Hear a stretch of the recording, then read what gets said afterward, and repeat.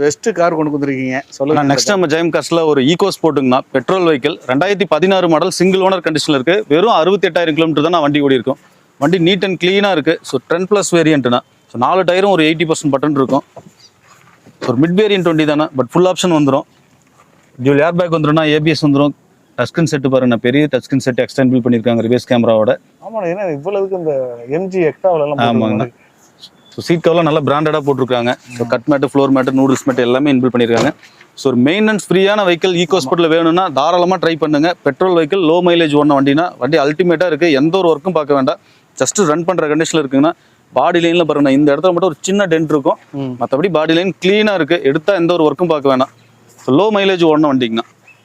ஓகேண்ணே, best car. ரொம்ப சூப்பராக இருக்கும். யூஸ் பண்ணுறதுக்கு வந்து யூஸ் பண்ணவங்களுக்கு தெரியும் ஈகோ ஸ்போர்ட்டோட இது.